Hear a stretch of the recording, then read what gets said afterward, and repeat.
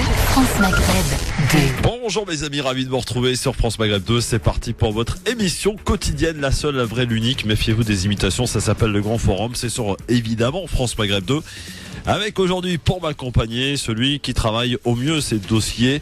On a l'habitude de le voir studieux, arriver avec ses petits papiers, répétant ainsi dans le métro ce qu'il va pouvoir bien nous dire concernant les sujets du jour. Rudy Kazi, comment ça va mon Rudy? Ouais, ça va très bien. Ouais, très bien. Ça on fait aller. Physiquement, j'avais une petite mine au début de la journée, mais bon, on est d'attaque. On est d'attaque, c'est essentiel en tout cas jusque 18h mes amis, avec un programme encore une fois très chargé. Donc voici le sommaire pour aujourd'hui. Au sommaire de ce grand forum, sujet à la une après les propos islamophobes du patron de Ryanair. Doit-on boycotter la compagnie low cost? C'est la question que l'on vous pose. Vous avez beaucoup voté d'ailleurs et vous continuez de le faire sur Facebook, France Maghreb 2, sur Twitter, le grand forum FM2. Vos appels dans un instant, 01 40 33 9000 pour en parler avec moi. Bien entendu, notre ami Rudy Kazi. Le zapping, retour sur les moments forts, particulièrement à la radio ce matin où il y avait du politique. Nous écouterons ainsi Nicole Belloubet nous annoncer la construction de nouvelles prisons expérimentales. Rachida Dati sur le financement des mosquées. Philippe Douste de Blazy sur le coronavirus. Et enfin, les regrets d'Agnès Buzyn qui avoue avoir voté Anne Hidalgo en 2014. Évidemment, aujourd'hui, vous vous en doutez, elle le regrette. Pour les amateurs de desserts et de pâtisseries, la participante à l'émission Le Roi du Gâteau, c'était sur M6. La talentueuse Délice Denès sera avec nous tout à l'heure, à 17h, dans les rendez-vous d'Anna, à ne pas manquer pour une interview délicieuse. Nouveau rendez-vous dans ce grand forum et ils ont osé. Chaque jour, nous ferons l'écho de déclarations en tout genre, racistes, islamophobes, antisémites, etc. Aujourd'hui, c'est Jean-Michel Blanquer, le ministre de l'Éducation nationale, qui passe sur le grill. Municipal 2020, direction Aulnay-sous-Bois avec notre invité aujourd'hui. Raoul Mercier sera avec nous pour nous présenter son programme et ses idées pour la ville d'Aulnay.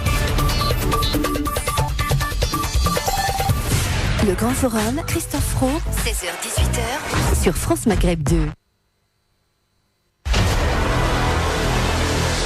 Merci d'être avec nous encore une fois sur France Maghreb 2 avec Rudy Kazi, mon cher Rudy. Alors nous sommes aujourd'hui, ça t'aura pas échappé, le 24 février. Tout à fait. Voilà. Alors que s'est-il passé le 24 février? On va un petit peu remonter en arrière. Tiens, en 1766, cher Rudy, c'est le rattachement de la Lorraine à la France. Yes. Ouais. Tout à fait. Ça te rappelle des souvenirs évidemment. Oui, très ancien. En tout cas, ce que je me rappelle par rapport à cette anecdote, c'est que nous autres Antillais, si ce n'est Antillais d'adoption, nous étions français avant l'Alsace et la Lorraine. Absolument. 1971. Ça, parce que ma femme est antillaise. Ah oui, d'accord. 1971, l'Algérie qui prend une part majoritaire dans les compagnies pétrolières françaises. J'avoue que je ne savais pas. Ah ouais, je savais pas. Voilà. 2002, l'ancienne sénatrice Ingrid Betancourt elle était également candidate à la prochaine présidentielle en Colombie, a été enlevée par les FARC. On s'en souvient évidemment, ça avait duré quelques années cette histoire. On n'a plus beaucoup de nouvelles d'elle d'ailleurs aujourd'hui. Et puis en 2004, c'était un tremblement de terre qui fait quand même pratiquement 600 morts au Maroc, dans la région d'Al-Hoceima. C'était en 2004, donc il n'y a pas si longtemps que ça. Finalement.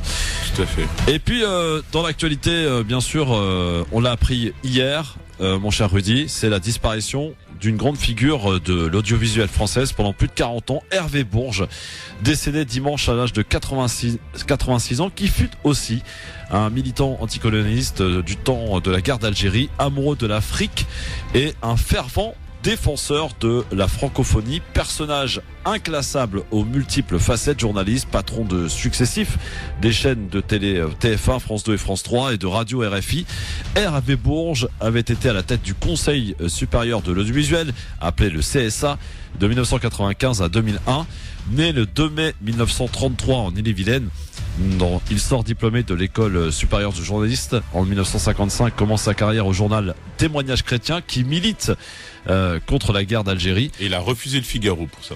Oui, d'ailleurs, oui. Et 2 ans plus tard, il est appelé sous les drapeaux pour son service militaire en Algérie. On lui confie d'ailleurs l'organisation du théâtre aux armées. À son retour en France, en 1960, il entre au cabinet d'Edmond Michelet, garde des Sceaux du général de Gaulle. et à ce titre rend régulièrement visite au chef du Front Libération Nationale, le FLN algérien, emprisonné, parmi lesquels Ahmed Ben Bella. Lorsque celui-ci, après l'indépendance, devient en 1963 le premier président de l'Algérie, il demande à Hervé Bourges de devenir son conseiller. Après sa chute en 1965, Hervé Bourges choisit de rester en Algérie comme conseiller du ministre de l'Information Rachid Boubaza. Un temps arrêté dans les prisons des geôles algériennes, il ne devra sa libération qu'à l'intervention conjuguée du cardinal Duval à Alger et à Paris du jeune Jacques Chirac, alors conseiller du Premier ministre Georges Pompidou. Mon cher Rudy, c'est extraordinaire quand même cette histoire de ce grand monsieur. Ouais, bien sûr. Et quand on en juge à ses débuts, on se rend compte qu'il peut y avoir une droite chrétienne qui n'est pas forcément identitaire en France, même si elle est minoritaire, quoi. En tout cas, on l'entend pas beaucoup, mais en tout cas, c'est démonstratif quand même de ça, quoi, en fait. Alors, en tout cas, il a été accusé tour à tour de traîtrise par les nostalgiques de l'Algérie française, ou au contraire d'être une barbouze infiltrée par les Français. Hervé Bourges répondra plus tard: je n'étais ni l'un ni l'autre, avait-il dit, j'étais simplement quelqu'un qui essayait de rendre service à l'Algérie et de donner une image de la France qui soit convenable. Après son départ mouvementé en Algérie, il rebondit en créant l'école de journalistes de Yaoundé au Cameroun. En 1976, il devient directeur puis président du SCI, et prend successivement la direction de 3 grands médias français, dont RFI, TF1, jusqu'à sa privatisation en avril 87, et Antenne 2 et FR3 jusqu'en septembre 92, où les 2 chaînes publiques deviennent le groupe France Télévisions. Et il ne se présentera pas d'ailleurs à sa propre succession, faute d'un appui de la nouvelle majorité de droite en 1993. Après 2 années passées comme ambassadeur de France auprès de l'UNESCO, il est désigné en janvier 1995 président du Conseil supérieur de l'audiovisuel par le président François Mitterrand. Voilà, jusqu'en 2001. Alors il était assez marqué à gauche quand même, Hervé Bourges. Entretient cependant d'excellentes relations à droite, notamment avec Édouard Balladur, qui lui propose un poste d'ambassadeur à Dakar, où Jacques Chirac, qui veut faire de lui son ministre de la coopération, il décline et préférant s'occuper de la francophonie. Et il devient ainsi le président de l'Union nationale de la presse francophone en 2001. C'est on peut le dire, ce fut un fin observateur du monde politico-médiatique et auteur de plusieurs ouvrages consacrés au tiers-monde ou encore à l'Afrique. Voilà, en collaboration avec quelques journalistes. Voilà. Donc ce monsieur s'en est allé après Jean Daniel, éditorialiste et journaliste du Nouvel Obs, fondateur du Nouvel Obs. Eh bien, c'est Hervé Bourges qui s'en est allé hier à l'âge de 86 ans. Monsieur Rudy Kazi, rien d'autre à rajouter? Non. Rien d'autre? Ah, ton micro il déconne un peu là, qu'est-ce qui se passe? Ah oui? Ouais, bah, touche-le un peu, on est à France Maghreb ici, mon vieux. Ouais, non, je t'entends pas. Donc prends notre micro, voilà. Bon, et voilà. Donc pour ce qu'il fallait savoir, en tout cas pour Hervé Bourges, une carrière bien remplie, en tout cas.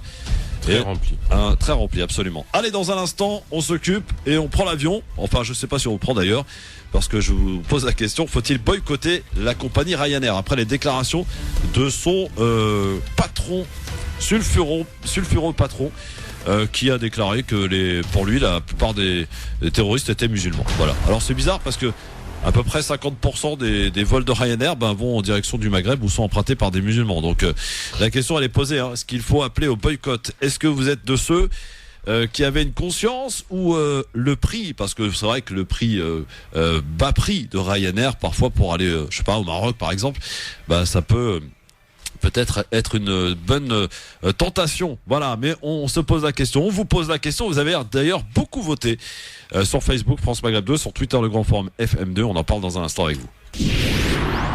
France Maghreb 2, France Maghreb 2. Ça s'appelle le Grand Forum, les amis, avec Rudy Kazi aujourd'hui pour m'accompagner avec, pour commencer cette question que l'on vous pose après les déclarations du patron de Ryanair, qui considère, Rudy, que la plupart des terroristes sont musulmans. Il a fait cette déclaration d'ailleurs à quelques jours après ce qui s'est passé en Allemagne, cette attaque qui a fait 9 morts, commise par un ultra-droite visiblement. Et aujourd'hui d'ailleurs on rajoute qu'il y a une autre attaque qui s'est produite en Allemagne sur un carnaval. Une voiture a foncé dans la foule. Le bilan est d'une 15aine de blessés pour l'heure, un bilan qui risque malheureusement d'évoluer. Quoi qu'il en soit, le patron de cette compagnie low cost, Ryanair, a eu ses déclarations. Juste peut-être avant toute chose, ce serait bon quand même d'écouter un petit peu qui est ce patron. Voici le cursus et qui est ce patron sulfureux de Ryanair. Ce sourire commercial à 57 ans et pèse aujourd'hui près de 950 millions d'euros. Michael O'Leary, ou l'histoire d'un homme qui n'aime pas vraiment les avions. À chacune de ses interviews, il assure le spectacle, comme ici en 2013. If you just wait for my colleagues who are flying with Brussels Airlines, they should be probably about 10 minutes late. Adepte des phrases choc, souvent bouillonnant, parfois grossier, il ose tout le temps. Personne n'a envie d'être assis à côté d'un gros bâtard à bord. Franchement, on a été surpris du nombre de clients qui non seulement voudraient faire payer les obèses, mais qui voudraient aussi les torturer. C'est une personne prétentieuse, irrévérencieuse, très peu respectueuse tant de son personnel que des passagers. Fils d'agriculteur passionné de chevaux de course, en privé, Michael O'Leary est décrit comme un père attentionné et calme. Bien loin de l'image du provocateur, adepte des discours méprisants. C'est un peu un modèle trumpien, il ne faut pas avoir peur de le dire. C'est un homme qui est binaire dans son comportement. C'est bien et c'est mal. Il n'y a pas d'autre solution que le bien que moi j'impose. Le mal, c'est les autres parce qu'on s'oppose à moi. Prétentieux, psychorigide pour les uns, véritable génie pour les autres, le patron de Ryanair divise. Enfant, il rêvait d'être footballeur. Il y a 30 ans, il est conseiller fiscal de Tony Ryan. Le milliardaire a une petite compagnie aérienne à son nom. Il place alors O'Leary à la tête de Ryanair en 1990. L'idée d'O'Leary, privilégier les aéroports régionaux. Il y a peu de taxes et des subsides au pochet. Lui ne veut qu'un seul type d'avion avec des coûts d'entretien réduits et du personnel navigant payé le moins cher possible. Très vite, le modèle est un succès. De 5000 passagers il y a 30 ans, Ryanair fait aujourd'hui voler 130 millions de personnes par an. Une réussite et un modèle aujourd'hui remis en cause.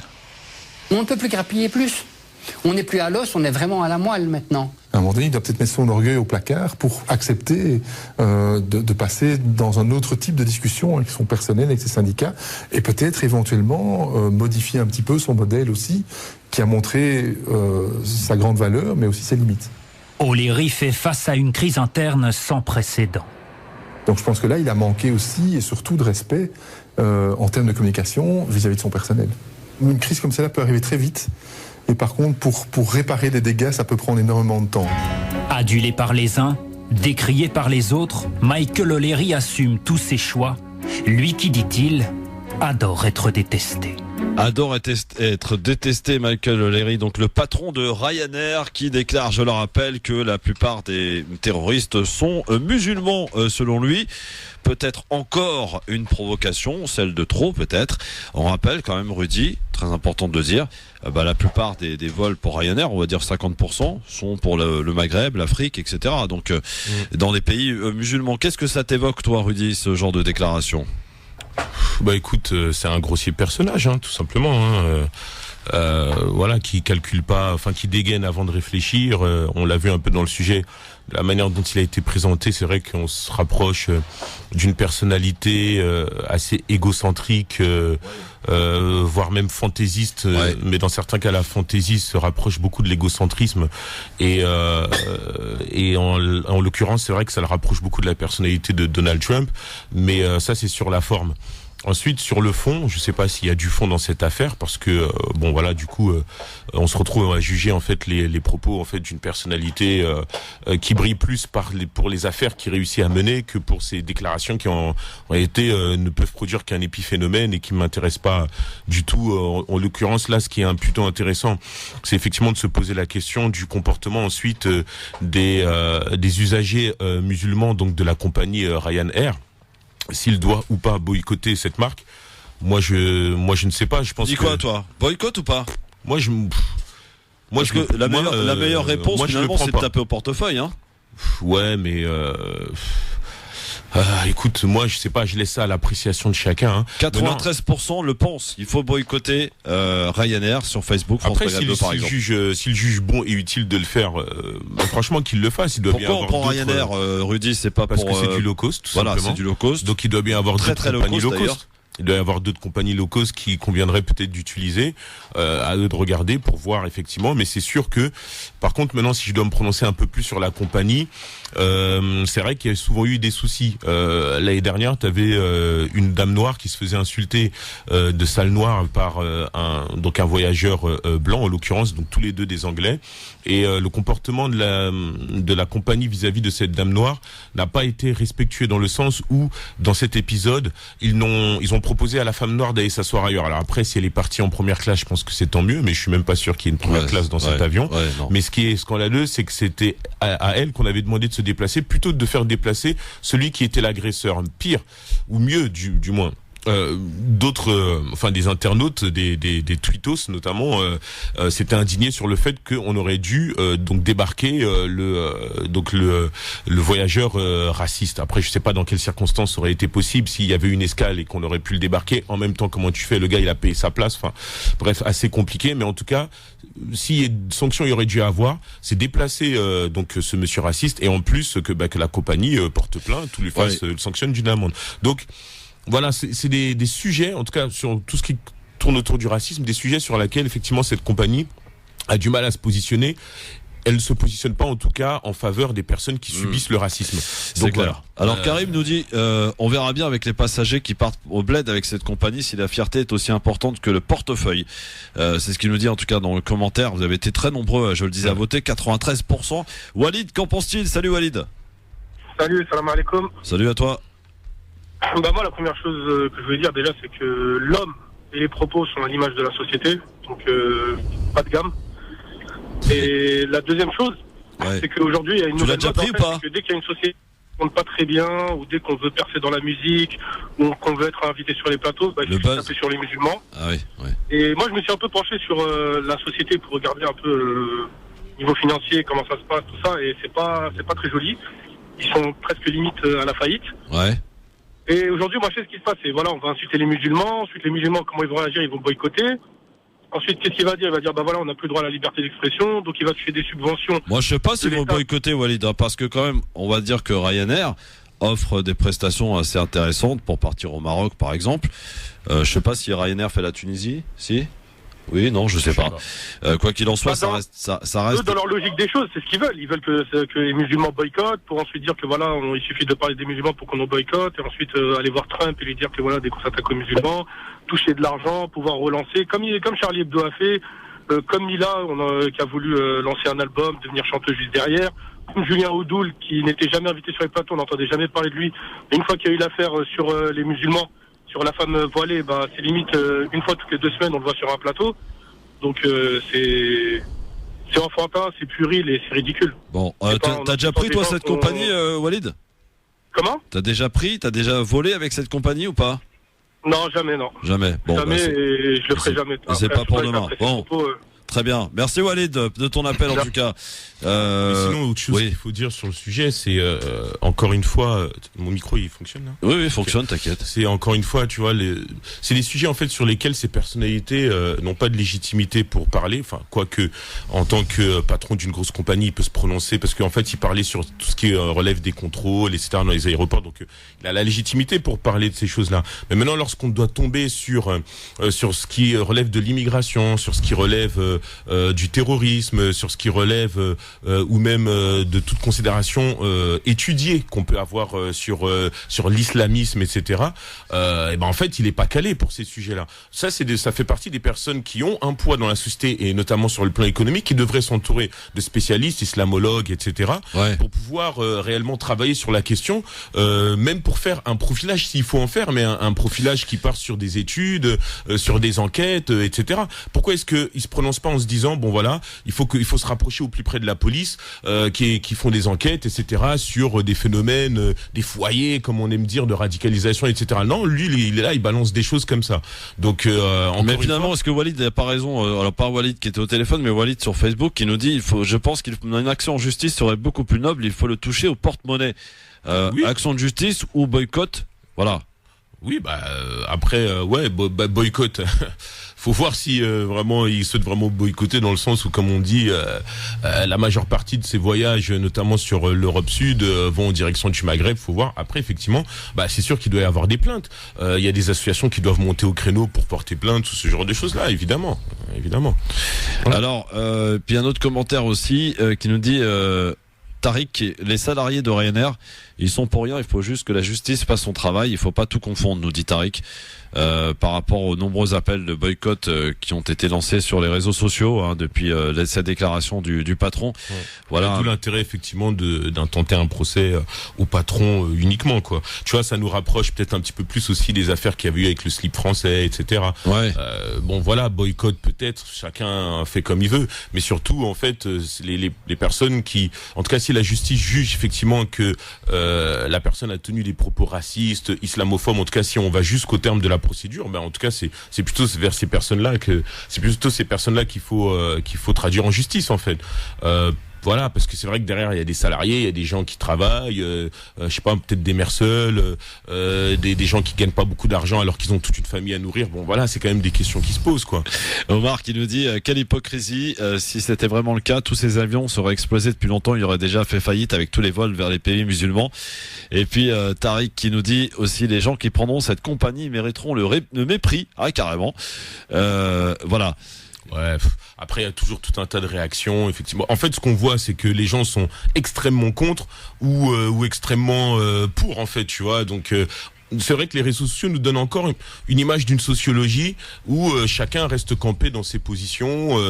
Voilà, moi je pense qu'il faut pas être manichéen. Je pense qu'il faut un peu remettre en question ces éléments et s'interroger même après sur le fond, même, tu vois, qu'est-ce que ça dit de la société que des responsables ou des personnalités publiques puissent tenir de tels propos. On le voit en France, mais en réalité c'est pas qu'en France, c'est partout dans le monde. Donc la liberté d'expression, tu vois, c'est ça qui s'invite là dans la liberté d'expression, c'est bien. Mais à quel moment la liberté se transforme en condamnation, tu vois, contre quelqu'un? Où la liberté commence, où est-ce qu'elle s'arrête? Et pour autant, même si on peut juger qu'il a le droit de s'exprimer comme il veut, est-ce que pour autant il faut qu'il s'exprime n'importe comment, tout en sachant qu'il y a d'autres personnes qui peuvent avoir des positions, que ce soit sur ces sujets ou sur d'autres, dont on va plutôt essayer de restreindre la communication et la liberté d'expression. Donc, on rappelle, messieurs dames, qu'on parle du patron de Ryanair qui a eu ses déclaration quelques jours seulement après l'attaque meurtrière survenue en Allemagne, que selon lui la plupart des terroristes sont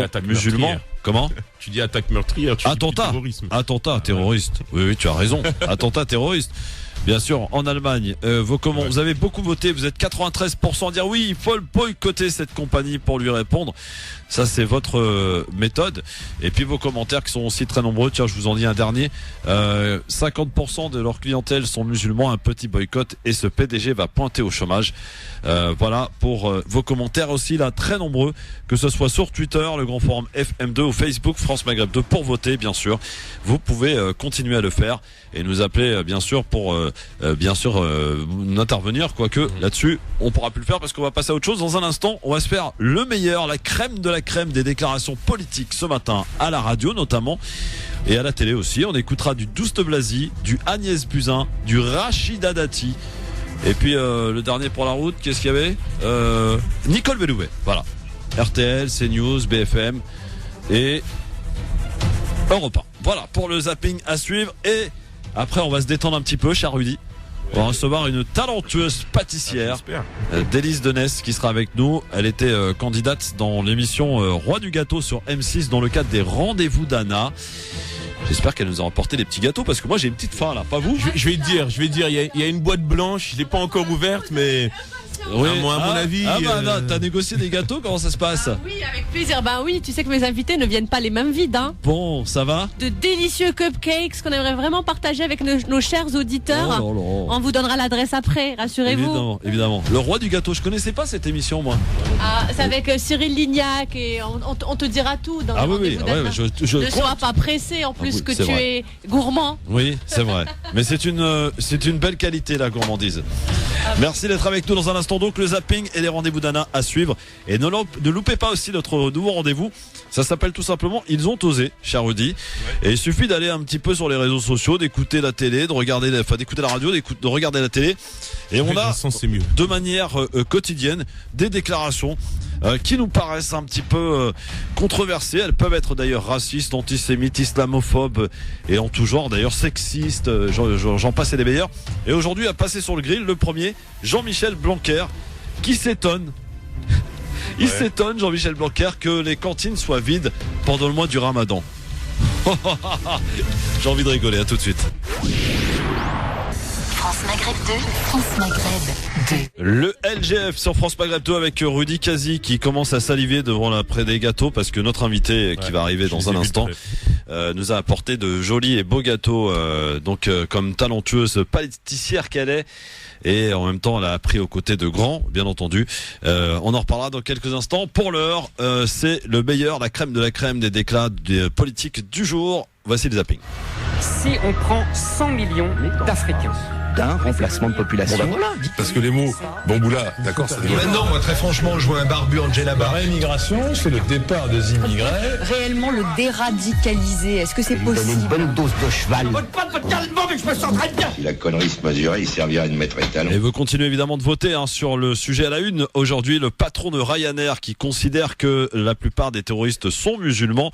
Vous appelez au boycott ou pas, vous êtes 93% à le penser pour voter Facebook, France Maghreb 2, Twitter, le grand forum FM2. Pour commencer, c'était la garde des Sceaux, la ministre de la Justice qui était l'invitée d'RTL. Elle a annoncé, Rudy, amis auditrices, auditeurs, la construction de 3 nouvelles prisons à titre expérimental à taille humaine et pour faire travailler les détenus. Comment ça marche? Explication, Nicole Belloubet.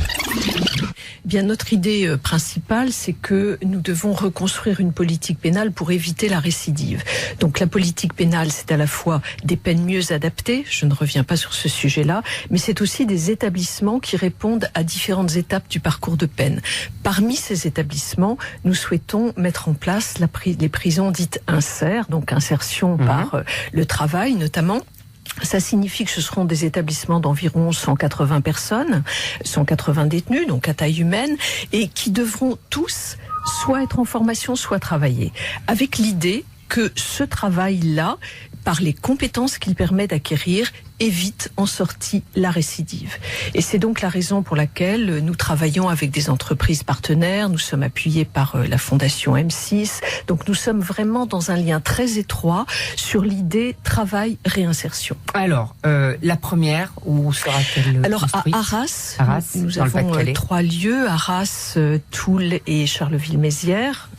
La première sera construite à Arras. C'est vraiment un projet qui est très innovant. Quand est-ce qu'elle sortira de terre? La première pierre sera avant 2021, donc je dirais 1 an de travaux, 1 an et demi de travaux.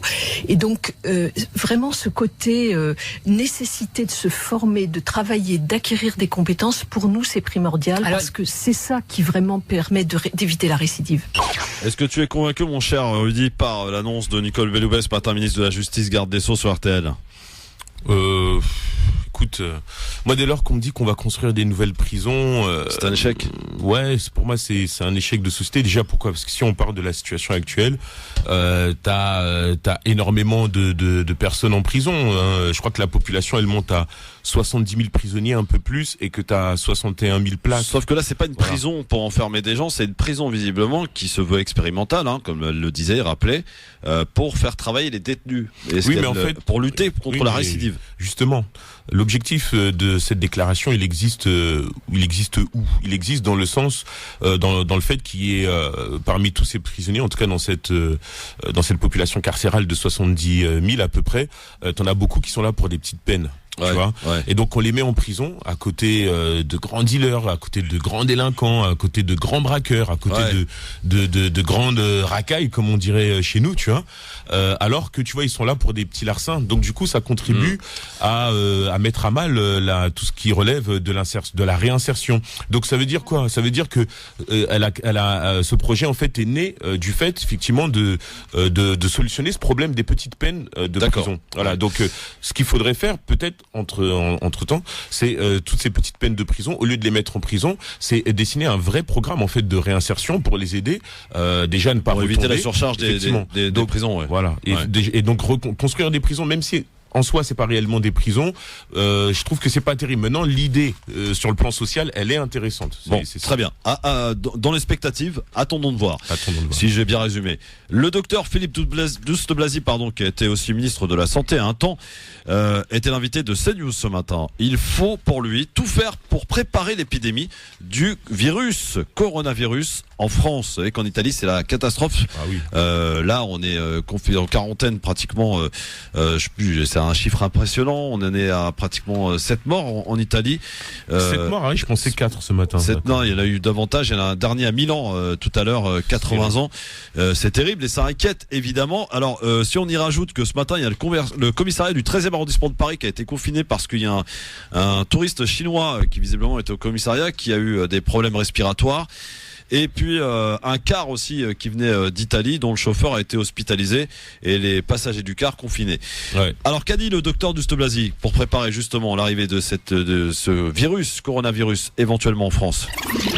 Aujourd'hui, on voit qu'il y a 2 pays dans lesquels il y a un début d'épidémie, c'est l'Italie, puisqu'il y a plus de 140 cas de contamination. Il y a plusieurs morts, 3 morts, la Lombardie, la Vénétie. En Iran, il y a aujourd'hui certainement beaucoup plus de gens contaminés que ce que l'on dit, y compris de morts. Donc ça, c'est un phénomène, voilà, c'est un constat. Nous, notre rôle, c'est de tout faire pour préparer une éventuelle épidémie en France qui n'existe pas. Voilà, elle n'existe pas pour Philippe Douste-Blazy pour l'instant. Rappelé aussi par le ministre de la Santé hier soir. Pas d'inquiétude pour le moment. Pour ce qui est des chiffres avancés par Douste-Blazy, il est un petit peu en retard, parce que ça a évidemment beaucoup évolué concernant les morts et les personnes contaminées par ce virus en Italie. Voilà pour les précautions du docteur Douste-Blazy, cher Rudy. Par contre, ce qu'on peut dire, tu vois, c'est que t'as les hautes instances internationales, tu vois, l'OMS, machin, etc. Qui disent qu'il faut se préparer sur une pandémie. La France va commander des millions de masques apparemment. J'ai entendu déjà, il y a une pénurie sur les masques, donc ils vont les commander quand? Ils vont les faire quand?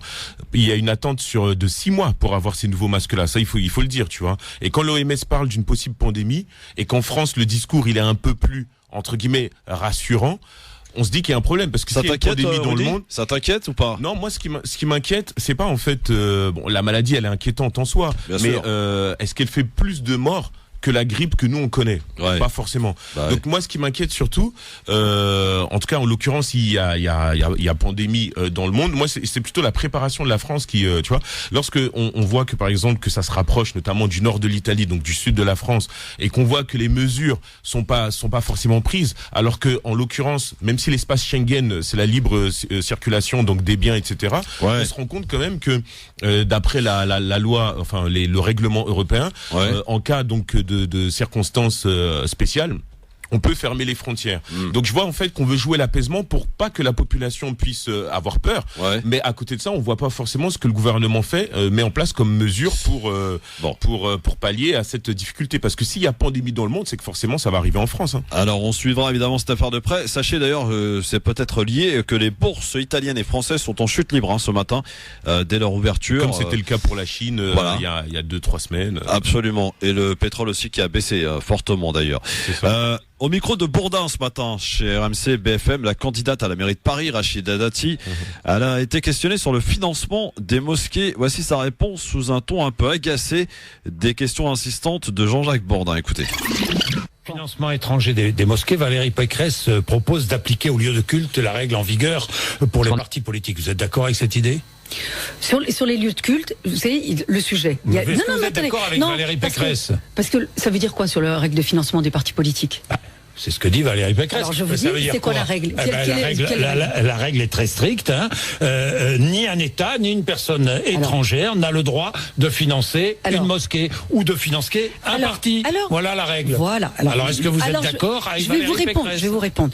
Le financement des mosquées, comme les lieux de culte, le sujet... Vous pouvez avoir des financements étrangers. Nous avons des églises qui sont financées aussi par des pays étrangers. C'est une réalité. Par exemple, on peut avoir Strasbourg, Notre-Dame pour la reconstruction, on peut avoir des financements étrangers. Le sujet, c'est pas d'avoir un financement étranger. Le financement étranger, il faut scanner l'origine des fonds. Donc vous n'êtes pas contre un financement étranger d'une mosquée ? Non, mais attendez, franchement, c'est bizarre que vous fassiez ce matin que des raccourcis. Mais je vous pose la question. Je vous réponds, je viens de vous répondre. Est-ce que vous êtes d'accord ou pas avec Valérie Pécresse ? Mais moi, c'est pas la question. C'est un sujet que j'ai vraiment, dont je parle depuis des années, bien avant Madame Pécresse. Donc c'est pour ça que je vous dis, j'ai bien regardé. Quand vous avez un financement étranger sur un lieu de culte, on regarde l'origine des fonds.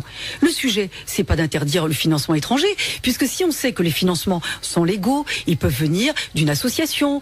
Vous avez des associations, par exemple, qui veulent promouvoir une culture ou préserver un patrimoine religieux, comme nos églises en France. Ce qui est le cas, on peut avoir un financement étranger. Le sujet, c'est la gestion, l'organisation, qui est dedans. Que dit-on à l'intérieur ? Quelles sont les prêches ? Qui est salarié ? La formation des immeubles ? Est-ce que vous êtes opposé à tout financement étranger ? Non.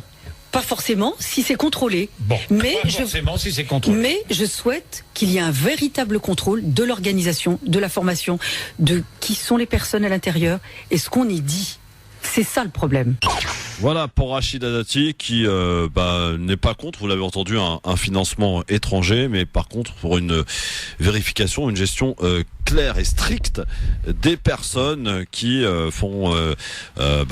qui prêchent ou qui aussi auprès des associations. Voilà. Bon. Non, mais après sur le fond, elle a pas forcément tort. Moi, c'est vrai que l'insistance en fait de Bourdin, je comprends pas, parce qu'il lui pose une question par rapport de savoir si elle est d'accord avec Valérie Pécresse ou pas. J'ai compris la question, mais je comprends pas effectivement son insistance, parce que effectivement en l'occurrence c'est pas le nœud du problème, c'est pas le fond du problème. Effectivement le financement c'est lié à quoi ? C'est lié au fait qu'il peut y avoir une influence derrière. Donc ça veut dire qu'effectivement si on sait pas d'où l'argent vient, ça peut être problématique, parce que c'est pareil. Si le financement ne vient pas de l'étranger, il va venir d'où ? Il va venir de la France. Ça veut dire qu'on va devoir mettre en place des instances qui vont devoir contrôler le salariat, etc. Des imams en France. Donc ça veut dire qu'il va y avoir ensuite une influence derrière. Je ne suis pas sûr que la foi musulmane c'est une foi qui peut être influencée par un État. Tu vois ce que je veux dire ? Non, mais ce qui pose problème au-delà de tout ça, c'est que Rachida Dati est invitée en tant que candidate de Paris et il faut qu'on lui parle des mosquées, de l'islam, du financement des. Mais franchement.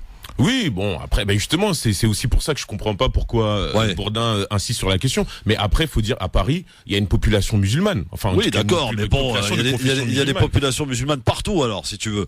Hein, mais après, qui pose la question ou pas, moi, c'est pas le sujet, tu vois, parce qu'après, la question, il leur faut quand même leur petite minute islam. C'est important, j'ai l'impression.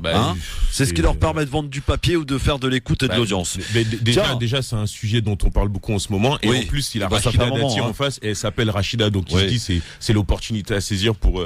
Allez, pour finir, mon cher Rudy, dans ce zapping, c'était du côté de Europe 1. C'est les regrets de Agnès Buzyn, qui, vous le savez, a repris le flambeau après Benjamin Griveaux. Elle a des regrets parce qu'elle a voté Anne Hidalgo en 2014. Elle le regrette évidemment.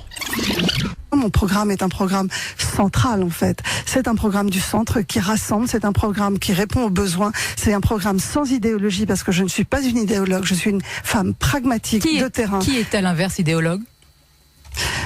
Je pense que vous allez recevoir mes deux adversaires politiques dans la semaine. Alors allons-y, demain je reçois Anne Hidalgo. C'est celle qui est demain à cette place ? Je pense qu'il y a eu beaucoup d'idéologie dans la mise en œuvre des réformes. Je pense que Madame Hidalgo avait une ambition pour cette ville, mais force est de constater que la méthode de mise en œuvre de ces réformes a été catastrophique, qu'à l'arrivée les résultats ne sont pas en rendez-vous.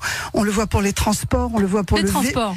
Une proposition, une question. Vous dites que la fermeture, les voies sur berge aux voitures a généré bouchons et pollution. Est-ce que vous rouvrez donc certains tronçons ou toutes les voies sur berge si vous êtes élu maire ? Bien sûr que non. Ce que je reproche à la fermeture des voies sur berge, c'est qu'on a fermé les voies sur berge sans proposer des solutions. Donc vous faites un constat que ça ne marche pas, c'est tout ? Non, je dis que ma méthode à moi, ma méthode à moi, c'est d'anticiper, de préparer et de mettre en œuvre de façon cohérente les choses et pas de commencer par créer des problèmes quand on n'apporte pas une solution. Est-ce que vous êtes favorable à l'interdiction des terrasses chauffées à Paris ?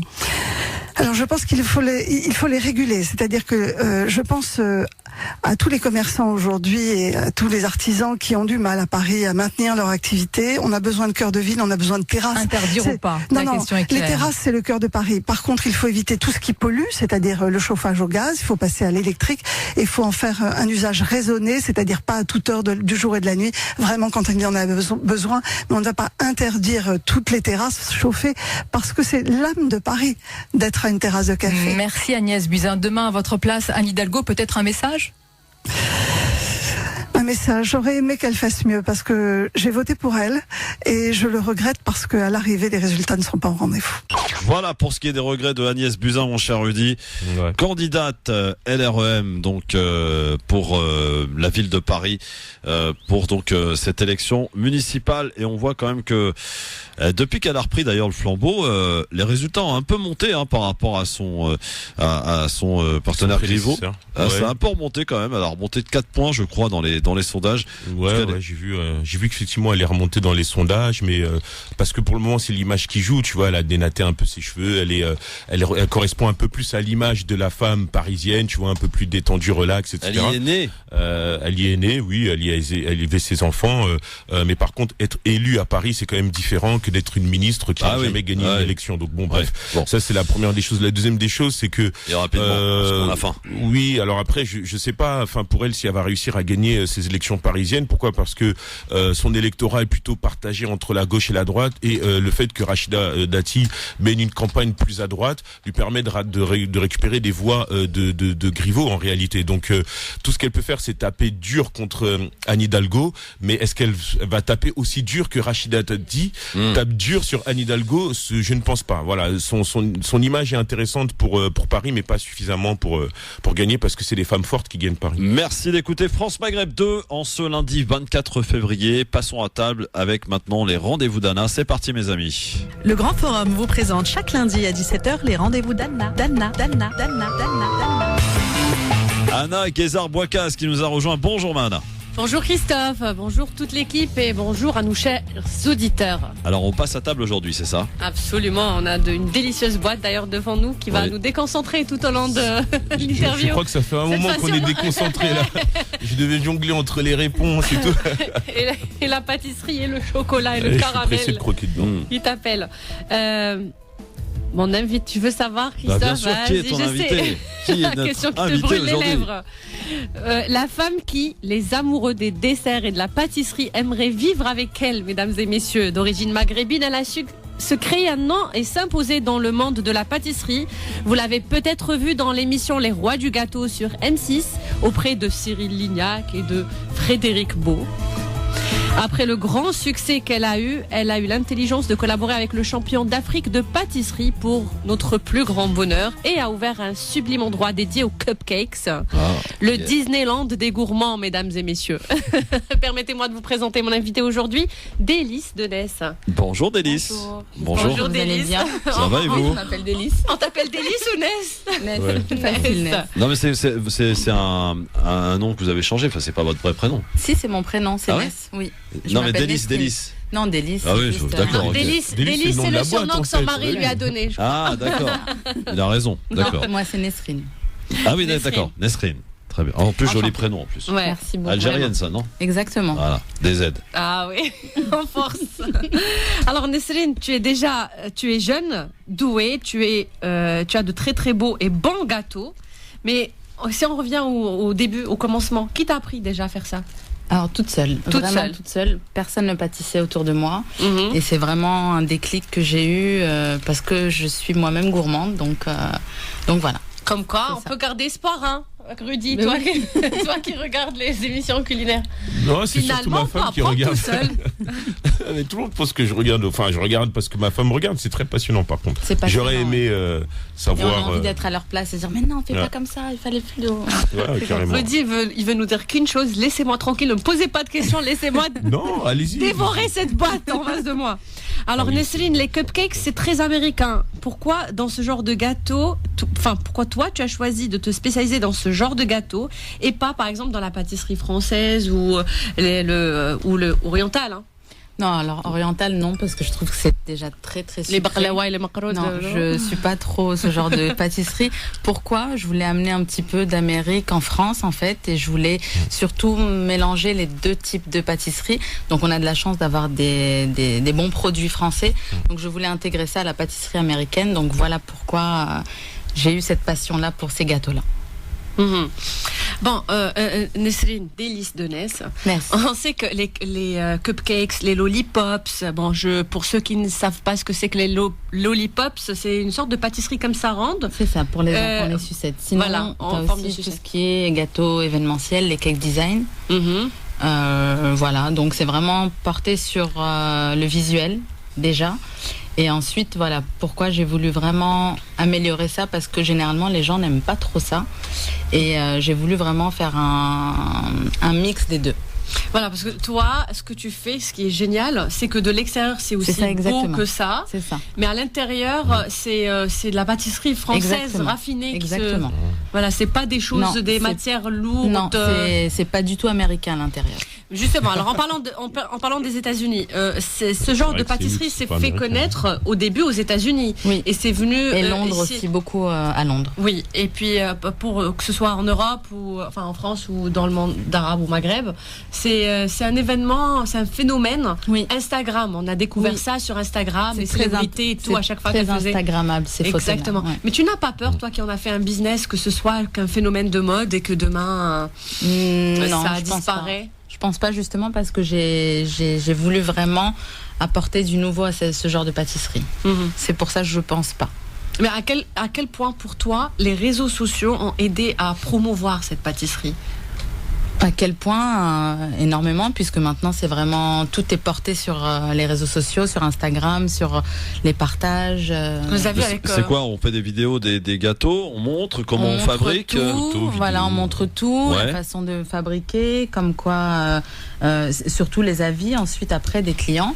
Ouais. C'est très important. Et surtout quand tu regardes, par exemple, Christophe, des personnalités publiques, influenceuses comme Kim Kardashian, sa famille. Exactement. Et tout ça, ou Madonna ou qui tu veux. Qui organise souvent des soirées. Pas très ponctuel, me donner entre parenthèses. Non, pas du tout. Qui organise souvent des fêtes, voilà, toute leur vie, tous les jours, voilà. Il faut que ça soit toujours plus gros, toujours plus imposant, des toujours immenses plus bling-bling. tables, voilà, remplies de cupcakes, de choses vraiment à faire pâlir. Alors, est-ce que tu peux montrer aux gens qui nous regardent sur Facebook, Christophe Le Grand Forum, on a déjà ouvert la boîte. Délice Denès qui est avec nous ici présente, et avant qu'elle nous parle aussi de son aventure du côté de cette émission Le Roi du Gâteau sur M6, parce que quand même tu as eu à rencontrer les grands de ce monde en matière de pâtisserie. Alors est-ce que peut-être que notre Délice Denès peut nous dire ce qu'il y a dans cette boîte? On veut savoir. Tu sais, Nesrine, tu peux continuer l'interview et l'émission toute seule. Regarde la caméra, parle au micro. On va faire un petit. Non, mais qu'est-ce qu'il y a dans cette boîte? On vous a concocté un mix des deux pâtisseries dans lequel on est représenté avec mon chef pâtissier. Donc on a tout ce qui est américain, donc des cupcakes. Vous avez des cupcakes Red Velvet et vous avez ici deux types de pâtisseries françaises. Ici nous avons un excellent chocolat framboise et là vous avez à base de caramel. Ah oui. Voilà, un glaçage rocher. J'en ai trois là-dedans déjà. Rien pour moi, c'est bon. Calme-toi, laisse-moi-en un peu. D'accord. Alors, Anna. Oui. Parlons de cette aventure quand même des Rois des Gâteaux sur M6. Oui, comment tu as eu l'idée, comment tu as pu participer on m'a contacté. Oui, c'est pas Cyril et compagnie, mais c'est la production. Voilà, exactement, parce que j'avais une page et que je partageais des choses déjà. Ils m'ont contacté pour savoir si j'étais disponible et puis intéressée d'y participer. Mais comment ils t'ont repéré? Je sais pas, je pense qu'ils Instagram. Oui, c'est Instagram, oui. Ouais.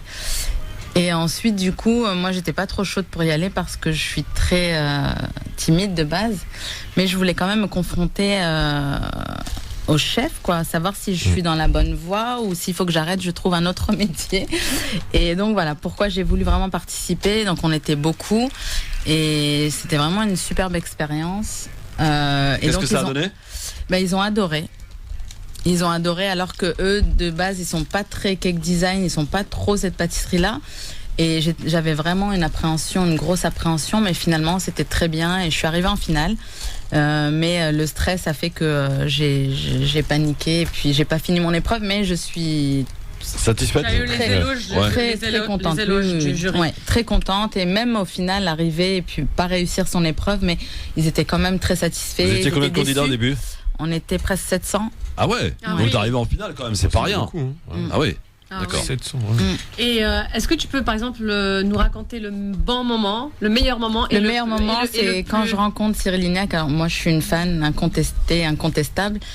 Quand je le rencontre et qu'il ouvre le gâteau, il est pas super content de trouver un gâteau en cake design. Et je lui dis mais je sais que t'es pas trop chaud, mais je lui dis mais quand même goûte. Et du coup, il a coupé et il a mis dans. Tu vois, Cyril, quand il commence à faire ses yeux là. Ouais. Et puis ça bouge dans tous les sens quand il goûte comme ça. Ça bouge dans tous les sens et tout. Et il me dit, mais c'est. Je regarde. Laisse-moi, c'est sa femme qui regarde les émissions, Rudy. Tu viens de te balancer. Je suis démasqué là. Ça y est. Et donc, on a le droit d'aimer. Franchement, je kiffe. Bah oui, c'est bien, non, c'est passionnant. J'aime beaucoup. Et donc c'était le meilleur moment. C'était l'un des meilleurs moments. Le pire moment, le stress. C'était quand j'ai pas pu finir l'épreuve. Ah ouais. C'était le pire moment parce que c'était beaucoup d'entraînement, mais j'étais pas non plus à l'aise dans des cuisines professionnelles. C'était ma première fois. Et voilà. Mais sinon, je suis très très contente de cette expérience. Et les membres du jury derrière les caméras, est-ce qu'ils sont aussi naturels ou ils sont sévères ou est-ce qu'ils jouent un franchement, rôle je vais être un peu critique ou peut-être. Dis-nous que Cyril Lignac. Cyril Lignac, non. Mais par contre, Frédéric Beau, je l'ai trouvé très très sévère. Beaucoup plus, je pense, parce que c'est sa première émission. C'était la première fois qu'il faisait une émission de télé-réalité. Cyril très à l'aise, très gentil et tout, mais je trouvais que Frédéric était un peu serré. Mais est-ce qu'il y a un suivi après l'émission Oui, il y a un suivi et apparemment il y a une saison 3 qui est en train de se diffuser. Ouais. On m'a contacté parce que je voulais prendre ma revanche, mais je sais pas. Non.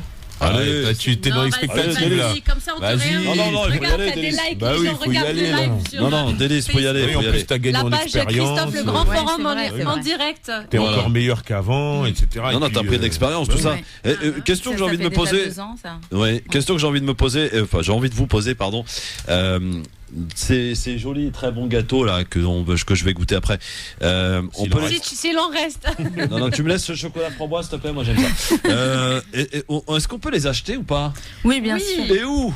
On a ouvert une boutique à Pantin, où on mixe deux types de pâtisseries, celle que j'aime et que j'affectionne, l'américaine, et la française avec le chef Mostafa Scott. Et on va inviter son collaborateur chef Mostafa Scott et le champion d'Afrique de pâtisserie. Ah ouais. C'est le champion de tout le continent africain. Ah bah dites donc. On n'a que du lourd nous dans les rendez-vous d'Anna. C'est vrai, ça, t'as raison. Donc voilà, on est basé à Pantin. C'est quoi l'adresse, balance ? Alors c'est au 18 rue Jean-Nico. Jean-Nico ? C'est ça, Nico comme ça se prononce. C'est métro quoi ? Métro ligne 5, église de Pantin. Église de Pantin. Ouais. Donc allez-y, hop. Avec plaisir. 18 rue Jean-Nico. Mais ça se passe bien cette collaboration. Qu'est-ce que tu fais, par exemple, toi, Ça se passe bien. J'apprends beaucoup. J'apprends beaucoup et c'est tout nouveau pour moi puisque moi j'ai l'habitude de travailler de chez moi. Donc il y a un stress, il y a une pression parce que c'est pas la même chose que d'être à son domicile, mais c'est de l'expérience en plus et c'est génial. Et est-ce que tu te trouves, c'est-à-dire le fait que tu sois maghrébine et que tu fasses des cupcakes, de la pâtisserie un petit peu américaine ou anglaise mélangée à de la pâtisserie fine française, Tu trouves que c'est légitime ça... Bien sûr, c'est légitime, puisque avant d'être maghrébine, avant d'être tout ça, je suis gourmande. Ouais. Et voilà. Donc, c'est une identité. Ça n'a pas de nationalité, ça. D'identité nationale, la gourmandise. Non, c'est ça. Et surtout passionnée. Mais et j'adore les produits, j'adore. Voilà. Qui a goûté là? C'est bon ou pas? Pas encore. Et tu me laisses. Allez-y. Alors, faites du live, moi je suis avec Délice, tranquille. Voilà, goûtez, dites-nous vraiment si c'est bon ou pas. Vraiment, faites-le, on est en live. D'abord, Rudy, tu goûtes quoi là? Dis-nous. Je crois que c'est chocolat framboise. C'est ça, exactement. Ah ouais, d'accord, tu lui piques le meilleur en fait. Non, il y en a 2 autres. Ah bon, d'accord. J'aime pas montrer la nourriture sur les réseaux sociaux en sachant qu'on est en direct sur la page de Christophe, le grand forum. Pourquoi t'aimes pas? Parce que des fois il y a des femmes enceintes, des fois il y a des personnes qui peuvent pas se permettre. Maintenant. J'aime pas heurter, on a donné l'adresse. Arrête le politiquement correct. Allez, mange. On a donné l'adresse où ils peuvent acheter, donc si c'est bon, enfin vous allez nous dire si c'est bon, si c'est beau, eh bien vous allez pouvoir aller acheter donc au 18 rue Jean-Nico à Pantin métro. Église de Pantin. Alors, vas-y Cyril. Non, j'aime bien le coulis de framboise. Ouais. Parce que tu vois, en fait, il apporte un équilibre avec l'amertume du chocolat qui est très cacaoté. Je sais pas si on dit cacaoté. Bah, finalement, vous êtes un fin connaisseur. J'ai un palais. Oui. Non, mais oui, mais ma femme fait pas mal de gâteaux. Elle s'améliore de plus en plus. T'as envie qu'elle t'en fasse davantage, t'arrêtes pas de le dire. Oui, tous les niveaux sont acceptables. Mais justement, ce soir, elle va te dire va manger chez elle. Ouais, c'est ça, elle va dire va. Par contre, on passera un jour. Avec grand plaisir, vraiment avec grand plaisir. Alors c'est bon, Anna, qu'est-ce que t'as mangé toi? Délicieux. Alors moi j'ai mangé un gâteau façon il s'appelle le Caractère. C'est des biscuits Tangent citronnés, du caramel dedans. Et du caramel et un glaçage rocher. Un glaçage rocher. Et du citron? Vraiment très légèrement. Très légèrement.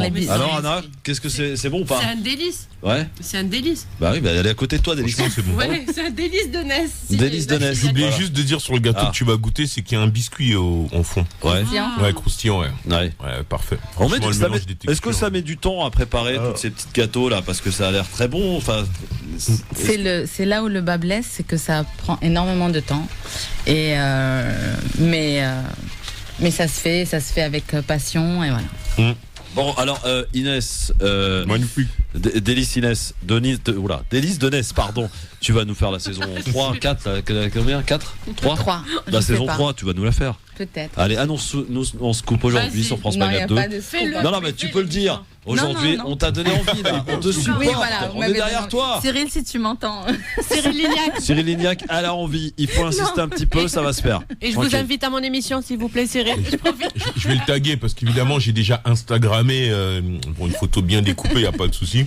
J'ai le tagué dessus. Allez, est-ce que tu comptes donner, par exemple, proposer des formations à celles et ceux comme Rudy qui aimerait apprendre la pâtisserie? C'est prévu dans les prochaines semaines. Oui. C'est prévu, des ateliers sont prévus dans la boutique dans les prochaines semaines pour apprendre à faire différents types de préparations. Avec des prix abordables? Oui, plus ou moins abordables. Tarifs. Après, tout dépend, la taille, Alors, bonne question, ça coûte combien? Une petite pâtisserie comme ça, là, par exemple, ce que je vais manger chocolat orange. Alors, ici, nous avons fait des tailles vraiment... pour l'émission, mais sinon un gâteau comme ça, le chocolat framboise en boutique on le vend à 4,20 €. 4,20 €. Franchement c'est correct pour et surtout vraiment tout est fait maison et tout est fait avec d'excellents produits. On essaie vraiment de pas passer la main sur les produits. Et voilà. Est-ce qu'il y a d'autres projets peut-être d'ouvrir des boutiques un peu plus sur le territoire français, parce que là donc c'est la boutique à Pantin. Ça va, on est sur France Maghreb, on peut dire Inch'Allah. Bien sûr, évidemment, Inch'Allah. Voilà. Même sur France Info, on peut dire Inch'Allah. Bien sûr, donc, on dit partout Inch'Allah, bien sûr. Inch'Allah. Et par exemple, ouvrir une boutique en Algérie, puisque tu es d'origine algérienne. Pourquoi pas? On va pas priver les Algériens. Ou aux États-Unis. Voilà. Aux États-Unis, effectivement. Franchement, j'avais posé la question comme tu mets l'un des plus grands rêves. Oui, c'est quoi ton plus grand rêve? Ça serait d'ouvrir dans un autre pays. Ah oui. Ouais. Bon. Et tu sais, en Asie, il y a beaucoup de Français qui sont expatriés là-bas. Et franchement, ils font d'énormes affaires. Ça fait toujours plaisir de voir. Tu veux l'envoyer en Asie en ce moment? Non, mais après, elle peut développer une chaîne parce qu'en plus, je vois que. On a besoin de ses services pour l'instant. C'est clair. On attend que les choses se calment. Mais c'est vrai que je vois qu'en Asie, certains arrivent à développer même des. Moins attirés par l'Asie, mais plus par les États-Unis. C'est ça. Dans les States. J'avais une question. C'est vrai que Anna a posé la question par rapport à des formations. Et puisque tu es installé du côté de Pantin et que À Pantin, il y a une représentativité 18 assez forte, soit de personnes issues de l'immigration maghrébine, etc., ou même des jeunes de quartier, parce que je connais un peu Pantin, j'ai de la famille là-bas. Est-ce que il était venu éventuellement à l'idée de développer des formations plutôt dans le volet social pour aider ces jeunes à faire autre chose de leur vie que des études classiques et en même temps battre la morosité du quotidien. Avec des maisons de quartier, etc. Oui, ça c'est possible. Ce serait fort, ça. Ça serait bien, oui. Franchement, oui, de peut-être donner l'envie de commencer à faire ça, puis oui. Ouais. Puis j'espère que donc, tu vas à toutes les damer le pion, de nous contacter, ça sera avec grand plaisir. Anna, ça se passe comment, Rudy, toi qui t'y connais dans ce genre de domaine? Est-ce qu'elle doit contacter la mairie? Tu contactes la mairie, ils vont c'est le bon moment, c'est les élections là. Bien sûr. Et en plus, oui déjà, et en plus comme tu as une notoriété médiatique, etc. Je peux te dire qu'ils vont rapidement accéder à ta demande, ils vont te mettre en lien avec les associations, etc. Puis après tu pourras mettre en place des parcours pédagogiques, etc. Et ça peut vraiment être fort. Suivi par combien de personnes sur Instagram? Et même te faire aider par les Cyrillignacs, etc. Combien de personnes qui te suivent sur Instagram? Je crois qu'on est à 14 000. Presque 15 000 personnes. 14 500. D'accord, ok. Et sur Instagram uniquement, pas sur les autres? Je suis moins actif sur les autres réseaux. Et sur Instagram, donc c'est Délices de Ness. Oui, c'est ça, exactement. Délices de Ness. Je suis dessus là. Ah oui, non, mais je vois bien. Ça y est, tu notes. 14 500. Il y a Faiza Ben Mohamed qui regarde le live. Coucou, on te salue, Faiza. Tu as raté. Voilà, Et le reste de l'équipe. Anna, on remercie notre invité parce que vraiment c'était magnifique, délicieux. Hein, tu assures les événements, enfin mariage, naissance, anniversaire, enfant, etc. Tout ce qui est possible de déguster. On te contacte sur les réseaux évidemment. Exactement. Voilà. Merci mesdames et messieurs. Beaucoup. Et on espère te voir donc sur la saison 3 de Le Roi du Gâteau. Avec grand plaisir. Sur M6. Tu vas y aller. Tu vas y aller hein. On va t'encourager. Allez, quoi?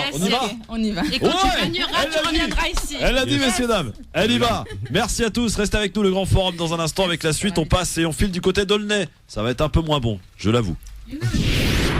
Merci d'être avec nous en direct sur votre radio France Maghreb 2 dans le LGH. Je peux vous dire qu'on s'est régalé, hein. Franchement.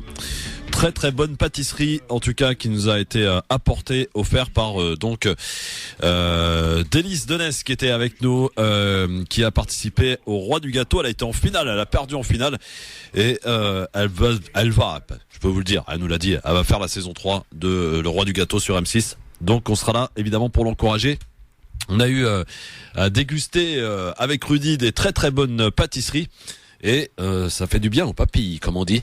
En tout cas, allez-y, 18 rue Jean-Nico à Pantin, donc métro Église de Pantin, pour aller apprécier, acheter et évidemment voir déguster de très très bonnes pâtisseries. Voilà. On va maintenant changer de registre, évidemment, en vous rappelant, messieurs dames, que vous avez la possibilité toujours de voter et de participer à la question du jour, à savoir le patron de Ryanair, qui a eu des propos qu'on peut qualifier d'islamophobes, puisque pour lui, il dit que la plupart des terroristes sont musulmans. Alors, est-ce qu'il faut boycotter la compagnie low cost? C'est la question que l'on vous pose et à laquelle vous répondez sur Facebook, France Maghreb 2, sur Twitter, le grand forum FM2. Vous n'hésitez pas à continuer de donner votre avis, parce que, évidemment, ça nous intéresse. Bon, Rudy, ça va? Ça va, Rudy? Tout, ça va. Bon, on est prêt ou pas là? Presque prêt. Juste Monsieur Mercier. Voilà, ça bien. On va la. Mais tu t'es présenté à notre présentateur. Vas-y. Non. Voilà, bienvenue à vous en tout cas. Merci. Alors, on est deux. Oui, bah on va y aller tranquillement. Alors c'est parti pour les municipales. On prend la direction, messieurs dames, de Aulnay-sous-Bois, mes amis. France Maghreb 2, le grand forum spécial municipal 2020. L'entretien d'admission. Raoul Mercier, bonjour et bienvenue sur France Maghreb 2. Bonjour, vous êtes candidat donc à Aulnay-sous-Bois dans le 93. Vous n'êtes pas venu seul, présentez-nous votre colistier. Je suis venu avec Abdel qui est colistier et qui va se présenter mieux que moi encore. Bonjour Abdel. Bonjour, merci pour votre invitation. Abdel Ouadnaï Tadi, 35 ans, étudiant et je me suis engagé pour la première fois au municipal à Aulnay sous la liste démocratie représentative. Le parti, c'est démocratie représentative et le nom de la liste, c'est liste citoyenne et intergénérationnelle. Alors, est-ce que cette liste, elle est soutenue par un parti ou pas? Ou quel parti, d'ailleurs? Nous pouvons dire que nous avons un parti, puisque c'est démocratie représentative, mais la volonté que nous avons eue, c'est ayant été guidé par le parti démocratie représentative créé par Adama Traoré et puis Omar Diagne, a décidé d'ouvrir largement et de faire une liste totalement citoyenne. C'est-à-dire que sur notre liste, 53 personnes, 55 personnes même, avec des suppléants, nous avons 40 colistiers qui n'ont jamais voté. Nous avons même des colistiers qui n'étaient pas inscrits sur les listes électorales et qui se sont décidés à venir renforcer notre combat sur le terrain, cette gauche de terrain, cette gauche opérative, on va dire. Et effectivement, nous avons tenu à ce que le peuple prenne en main son destin. Ce que nous voulons. Vous êtes parti chercher les abstentionnistes finalement. Nous sommes partis chercher la majorité silencieuse, les abstentionnistes, tous ceux. Et ça marche. Eh bien, ça marche puisqu'on a eu 53 personnes sur notre liste, 55 personnes sur notre liste, comme il convenait. La liste a été déposée jeudi et nous avons le récépissé de la préfecture qui montre bien que nous sommes prêts pour cette campagne. Alors, Adama Traoré, qui a créé le parti démocratie représentative, m'a demandé de vouloir en assumer la Pourquoi il s'est retiré ? Il ne s'est pas retiré, mais il s'est mis en 5e position parce que d'autres combats l'attendent et il ne veut pas... Il n'avait pas envie que son image, qui a été un peu abîmée par diverses affaires... puisse peut-être apporter une négativité. Je ne pense pas. Je pense que nous avons travaillé tous les deux de concert pour réhabiliter la fameuse image dont vous dites qu'elle a été abîmée. Et nous avons ensemble créé... J'invente rien, hein, c'est pas moi qui le dis, je veux dire, c'est... Bien sûr, mais enfin, n'empêche que pour le réhabiliter, parce qu'il mérite d'être réhabilité, Adama, j'ai avec lui fait ce livre qui s'appelle « Banlieue, je les accuse de désinformation ». Ce livre est paru il y a maintenant 1 mois. Il a été référencé par Amazon. Il se vend bien. Et ce livre, je peux vous le montrer, traite de tout ce qui a été la vie d'Adama, toutes les injustices qu'il a subies. Et il donne ses explications sur l'affaire Michael Harpon. Oui, dans cette on a eu l'occasion de le recevoir ici pour qu'il puisse s'exprimer, évidemment. Et là, il n'avait... à aucun moment, alors qu'il a été inquiété, été complice d'un terrorisme quelconque. Il a tout simplement été là parce qu'il défend la cause des gens qui sont sourds et malentendants. Et notamment, dans le cas de Michael Harpon, le problème était lié à sa surdité et alors, dit, Adama a dit un pétage de plomb. Je reprends son expression, et c'est effectivement cela dont il s'agit. À un moment donné, Michael Harpon a été victime de sa hiérarchie, de sa hiérarchie, et il était fatigué d'être un petit peu pris, ne pas être pris en considération. Alors, Raoul Mercier, si vous permettez, on va parler évidemment de votre programme, de ce que vous allez proposer pour les habitants d'Aulnay, qu'on appelle d'ailleurs les... Aulnaysiennes. Pour le 15 mars, donc c'est vous qui allez conduire en tête de liste cette liste qu'on peut qualifier de liste citoyenne. Je peux dire que je la conduis d'ores et déjà. Voilà, déjà, d'ores et déjà. Alors, on parle d'expulsion et de logement. 50 personnes relogées, 5 expulsions évitées. Expliquez-nous, vous en êtes à l'origine. C'est le mouvement, la Révolution est en marche, qui a eu cette attitude continuelle de vraiment être présent sur le terrain auprès des gens qui souffrent, auprès des gens qui ont des besoins et qui sont démunis sur un plan du droit, qui sont démunis sur beaucoup d'autres plans également. Et dans le cas des expulsions, eh bien, par la cotisation qui ont pu être réunies, ils ont évité des expulsions en payant auprès de l'huissier et en arrêtant le process d'expulsion. D'accord. Et ça, à chaque fois, et c'est après, en reprenant avec les gens très tranquillement une meilleure gestion de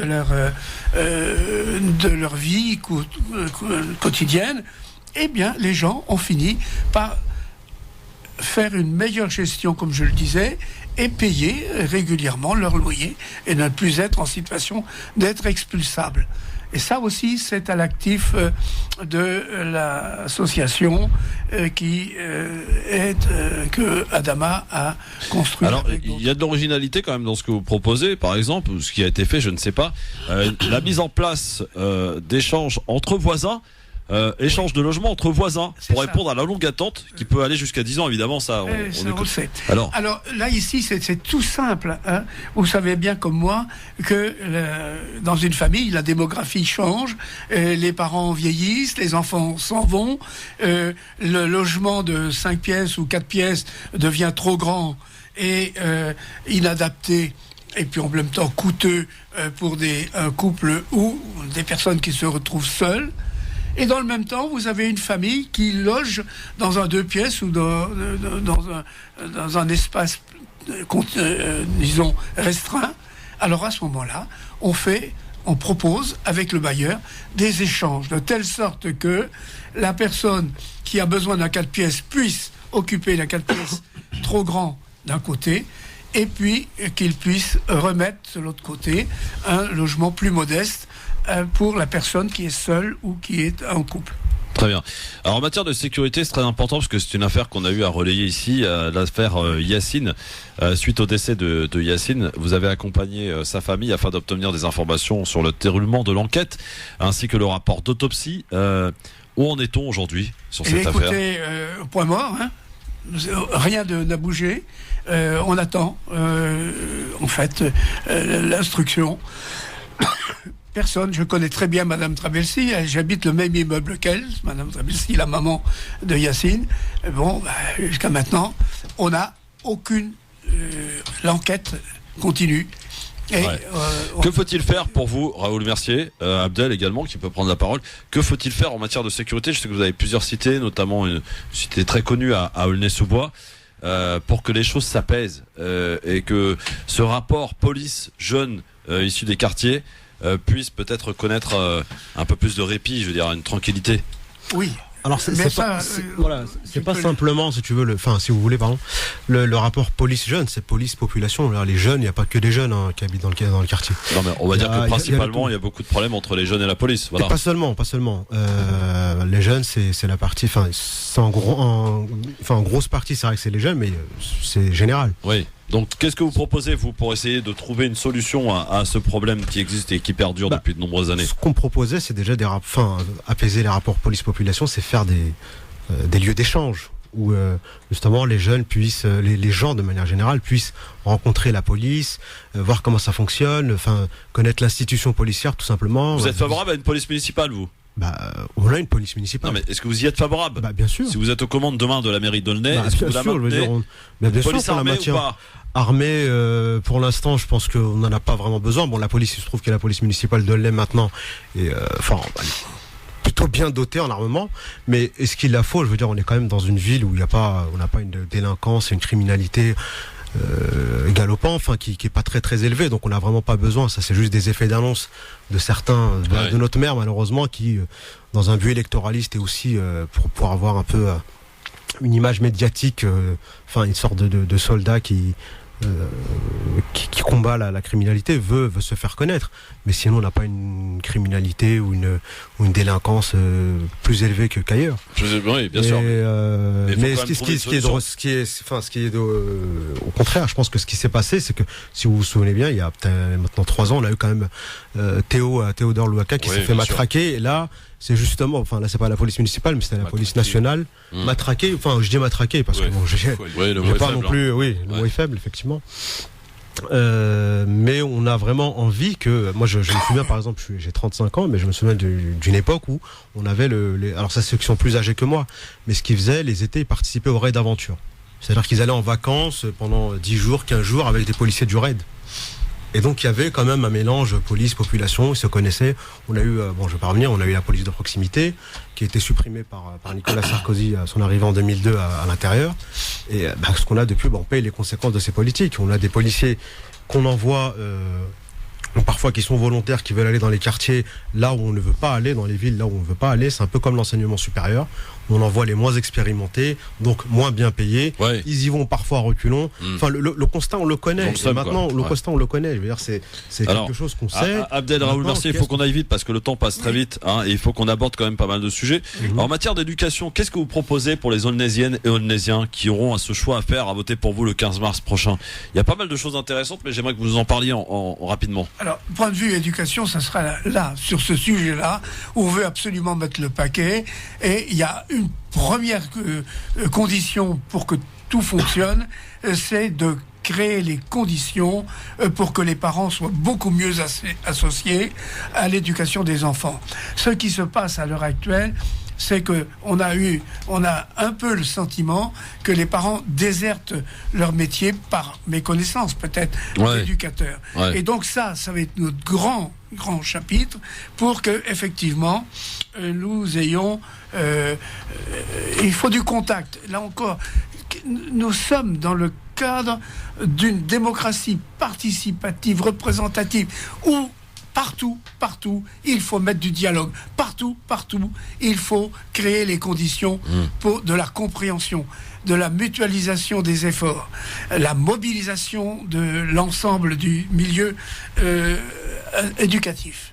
Alors, avec les enseignants, bien entendu, mais aussi les élèves. On va faire, par exemple, faire une gazette scolaire, chaque groupe scolaire va avoir les élèves vont le faire, leur journal, pour expliquer à leurs parents, pour expliquer à la population ce qui se passe dans leur école. Les écoles vont échanger entre elles. Enfin, voilà un genre de ce que nous allons faire. Nous voulons aussi que chaque élu prenne en charge un groupe scolaire et qu'ils se tiennent là pour faire remonter tous les besoins et que ces besoins-là soient traités dans l'immédiateté. Nous voulons également que les enseignants tiennent compte de tout ce qui est nouveau. Et notamment, nous voudrions vraiment sensibiliser l'éducation à l'éducation alimentaire. Le Grand Paris, vous y êtes évidemment... on est très favorable. Très favorable et concerné aussi. Je crois qu'il y a une station de métro qui va passer. Actuellement en cours de construction. C'est la ligne 16. 16, d'accord. Déjà bien garni en matière de transport, nous n'est quand même. Vous n'êtes pas pauvre. On n'est pas pauvre, mais enfin, on a un RERB qui est quand même très chargé. Le tramway, le tram 3 là. La ligne 4, la ligne 4, voilà. La ligne 4, c'est pour aller vers le sud. Ça, de ce côté-là, ça fonctionne. Et les bus, on a essayé de mettre un maximum de bus, mais par contre, le secteur nord est encore sous-équipé en bus, avec notamment des arrêts fréquents, des retraits pour sécurité des chauffeurs. Alors, ce que nous voudrions, c'est mettre des médiateurs à la disposition des chauffeurs pour éviter qu'il y ait des anicroches entre les usagers et les chauffeurs. Le programme de votre liste, on peut le retrouver où, Monsieur Mercier? Alors, le programme de notre liste, nous allons le mettre sur ligne, bien entendu. Alors, nous avons fait un petit tract que voici, là, ici. Nous allons distribuer également 30 000 exemplaires du programme. D'accord. C'est un 40 pages. Qui est bien gardé. Je rappelle quand même que vous parlez dans ce programme de logement, de sécurité, d'éducation, de jeunesse senior, de culture, de santé, structure municipale. Nous mettons l'accent, parce que c'est vraiment notre trip, sur le handicap. Ça, sur ce plan-là, nous voulons faire de Aulnay une ville phare. Nous voulons également faire une ville phare concernant la remise en circuit des personnes âgées en leur rendant la fierté d'être utiles à la société. Combien d'habitants Aulnay? 85 400. Ah oui, c'est une belle ville. Oui. Et au soir, la quatrième ville maintenant, mais troisième, quatrième ville du 93. Au soir du 15 mars, est-ce que vous seriez prêt à faire des alliances, Monsieur Raoul Mercier? Nous verrons bien les résultats que nous obtenons. Faut-il pour faire des alliances que nous ayons et avec qui surtout? Avec qui, oui. Alors, bien entendu, nous sommes des gens de gauche. Notre gauche. Pas d'alliance avec le maire actuel. Votre maire, c'est les Républicains en principe. Bruno Béchard. Alors il est évident que nous ne pourrons, et que lui ne le soit très certainement pas non plus, alors il n'y a pas de tractation possible. Pas d'alliance possible avec lui. Bah non. Déjà, ça écarte. Vous êtes combien de candidats visiblement à Aulnay là? Alors, il devrait y avoir 5 listes. 5 6, il me semble. Ouais. Il y a une liste dont on ne sait pas si elle va exister ou pas. Oui, on saura jeudi. Hein, on a eu le tract aujourd'hui. Enfin, je l'ai reçu dans mon boîte aux lettres. Est-ce que ça va se concrétiser? Je peux vous dire 5 assurément. Pas sûr. 5 assurément. Rudy Kazi, une question à nos invités, Raoul Bercier et Abdel, qui conduisent cette liste pour les Aulnaysiennes, Aulnaysiens. Non, moi je vous entends effectivement depuis tout à l'heure présenter effectivement votre programme. Aulnay-sous-Bois, donc qui est une mairie qui est à droite, je crois, depuis maintenant ça va faire 2 mandatures. Non, là, ça sera la 3e. Une mandature. Une mandature, donc là, ce serait pour un 2e mandat éventuellement. De la mandature des gauches traditionnelles. D'accord, donc il y a de ça 2008-2014. 2014, Béchiza et les Républicains ont pris ils ont gagné les élections. D'accord. Donc moi maintenant ma question effectivement c'est par rapport à votre stratégie. Quelle est votre stratégie pour essayer de gagner cette mairie qui effectivement le maire c'est quand même quelqu'un qu'il est difficile de mettre dehors, si passez-moi l'expression, tout en sachant que en 2014 effectivement la droite avait gagné le plus de mairies en France. Donc je pense que Bruno Béchiza à l'époque il a bénéficié de cette dynamique. J'ai l'impression que la dynamique ne va pas forcément s'inverser, en tout cas par rapport à En Marche. Et les listes citoyennes telles que vous, j'en vois de plus en plus fleurir parce que vous voulez récupérer, on va dire, un pouvoir dans l'avenir. Je pense qu'il y a des listes citoyennes qui vont gagner, mais en quoi la vôtre sort du lot de façon même à pouvoir ébranler un Bruno Béchiza à Aulnay? Nous n'avons pas cette prétention d'ébranler qui que ce soit. Nous avons essentiellement la vocation de réveiller les populations qui s'abstiennent, la majorité silencieuse, comme l'on dit. Et ces gens ne se prennent pas suffisamment conscience qu'ils ont, avec un bulletin de vote, une arme. Mais vous voulez gagner parce que les votes de l'abstention, ça suffit pas forcément pour gagner les élections. Alors, vous savez, je vais quand même vous dire comment ça se passe du point de vue démocratique sur Aulnay-sous-Bois. Vous avez une ville qui est divisée en 2 parties, toute une partie nord qui est collective, qui est avec le logement collectif, et une partie sud qui est plutôt avec des logements individuels. La partie comme sud, dans beaucoup de villes d'ailleurs, c'est la disparité française. Et la partie centre, ça représente en gros 50 000 habitants. Et ils votent à 70%. Et la partie nord sur laquelle nous travaillons en profondeur, et c'est là notre cible si vous voulez, fait 35 000 habitants. Ils votent à 30%. Alors, donc la majorité est quand même du côté sud. Donc nous n'avons pas, nous sommes des gens réalistes et nous savons très bien que nous ne pourrons pas seuls avoir des prétentions. Par contre, effectivement, on peut aller vers des alliances si le résultat s'y prête. Et la gauche aujourd'hui, ça représente quoi à Aulnay-sous-Bois? La gauche est traditionnelle. La gauche traditionnelle s'est rassemblée. C'est un Vert qui conduit cet attelage, qui comporte les Verts, le PS, le PRG, le Parti communiste. Bon, voilà. Et donc, on ne sait pas. Ça pèse quoi? Combien ça pèse? Ça pèse assurément le résiduel de tous les votants. Vous n'avez pas d'enquête d'intention de vote? À mon sens, ça représente 25%. On n'a pas les moyens de se payer. D'accord, donc on a quand même un avis. Ça représente 25% minimum. Mais bon. Rappelons comment s'appelle la liste, c'est important. Nous, notre liste s'appelle Démocratie représentative, citoyenne, intergénérationnelle. Alors maintenant, vous avez 1 minute pour vous adresser aux électeurs de Aulnay-sous-Bois qui nous écoutent, et beaucoup d'ailleurs, et leur dire pourquoi il faut voter pour votre liste le 15 mars prochain. Vous pouvez faire ça à 2, faites comme vous voulez. En tout cas, je déclenche le petit chrono. Vous avez 1 minute, c'est parti. Alors, je suis venu renforcer le travail remarquable fait par Adama Traoré et son équipe, parce que j'estime que nous faut donner absolument le pouvoir à notre jeunesse. Et je suis vieux, mais je suis encore plein d'allant pour que les citoyens prennent leur destin en main. On ne leur demande pas de nous élire nécessairement, mais au moins que notre témoignage soit reconnu et accepté. Et une dernière chose, moi déjà cette liste, faut quand même partir du principe que vous avez quand même le droit de vous exprimer. Même si vous ne souhaitez pas voter pour nous, en tout cas bon, même si on l'aimerait, mais en tout cas, exister. Et voter, c'est exister. Abdelmalek Sayed. Exactement. Et on a un slogan, c'est « Ne votez pas pour nous, mais votez pour vous ».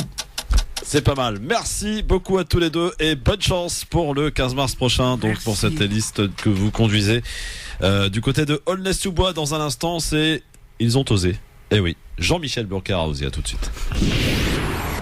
France Maghreb 2, France Maghreb 2. Le grand forum, merci d'être avec nous. Vous continuez de répondre à cette question. Le sujet à la une aujourd'hui à propos du patron de Ryanair, messieurs, dames. Faut-il boycotter cette compagnie low cost après les déclarations de son patron qui considère que la plupart des terroristes sont musulmans selon eux. Mon cher Rudy, on va passer maintenant à un nouveau rendez-vous qu'on inaugure aujourd'hui ensemble avec toi. Je suis d'ailleurs ravi de le faire en ta compagnie. Ça s'appelle Ils ont osé. Jingle. Je crois que vous avez certaines choses à me dire. À quoi tu penses? Je pense que quand on mettra les cons sur orbite, t'as pas fini de tourner. Et c'est insupportable, enfin, votre attitude. Mais enfin, ça va pas. Vous croyez qu'ils oseraient venir ici? Ils ont osé. Ils ont osé, chaque jour ou presque, on a des déclarations sur les réseaux sociaux, à la télé, à la radio, de personnes, de déclarations tout genre, qu'elles soient racistes, islamophobes, antisémites, sexistes, fascistes, ce que vous voulez, en tous les cas. Et pour cette première, j'avais envie de mettre sur le grill Jean-Michel Blanquer. Alors, on va écouter ce qu'il a dit hier sur BFM TV. Et vous allez pouvoir nous appeler. Alors, vraiment des interventions courtes. Rudy, c'est des punchlines que j'attends de vous. Est-ce qu'on cautionne ou on cautionne pas? Est-ce que, évidemment, on commente? Bien sûr. On répond à Jean-Michel Blanquer. Voici ce qu'il a dit d'abord. Tout simplement, l'espace public envahi par certaines manifestations religieuses. Il y a eu souvent de formes d'autocensure de la part des citoyens. Par exemple, vous avez des femmes qui ne seront pas dans des bars. Vous avez toute une série de pratiques qui s'insinuent dans la vie quotidienne. Donc il est normal de réagir à cela. Donc c'est ça, vous dites la religion remplace la loi. C'est à ça que vous pensez? Oui, c'est pas forcément la formule que j'ai utilisée, je crois, mais on peut le dire effectivement. C'est de facto, vous avez des stratégies islamistes, fondamentalistes, conquérantes de l'espace public. Il est tout à fait normal que le rôle des élus, et en l'occurrence des municipalités, soit d'aller à l'encontre de ces tendances anti-républicaines, puisque la République, c'est qu'on puisse tous circuler normalement, qu'il y ait une égalité entre les hommes et les femmes dans l'espace public, etc., etc. Et en l'occurrence, s'agissant de Roubaix et de Maubeuge, je ne dirais pas la même chose de Garges-les-Gonesse, vous avez eu du travail fait avec la mairie. Maubeuge, prenons l'exemple de Maubeuge. J'y suis allé avec le président de la République il y a plus d'un an et demi environ. Nous avions constaté des phénomènes de ce genre. Nous avions constaté, par exemple, des problèmes d'attitude des familles vis-à-vis d'obligations qu'il y a à l'école. C'est-à-dire nous avons fait tout ça veut dire quoi? Concrètement, ça peut être, par exemple, vis-à-vis de la cantine. Ça peut être aussi parfois des contestations sur des cours. Mais même quand vous dites vis-à-vis de la cantine, c'est quoi? C'est-à-dire que c'est des enfants qu'on ne met plus à la cantine ou qui disent qu'il n'y a pas ce qu'ils veulent, qui veulent. C'est le fait de ne pas aller à l'école pendant les périodes de Ramadan. Vous vous rendez compte quand même, ministre de l'Éducation nationale Jean-Michel Blanquer, alors pour lui il fait des raccourcis, hein. Les femmes qui vont pas au bar, attention, suspect. Les enfants qui vont pas à la cantine pendant Ramadan, suspect. Ça fait quand même beaucoup trop de raccourcis. C'est pour ça qu'on a voulu le mettre sur le grill quand même pour cette première dont ils ont osé, il a osé, Jean-Michel Blanquer. Amis auditeurs, auditrices, décrochez votre téléphone, répondez-lui. 01 40 33 9000 évidemment, dans la bienveillance et dans le respect. Je compte sur vous. Rudy, qu'as-tu à répondre au ministre de l'Éducation nationale?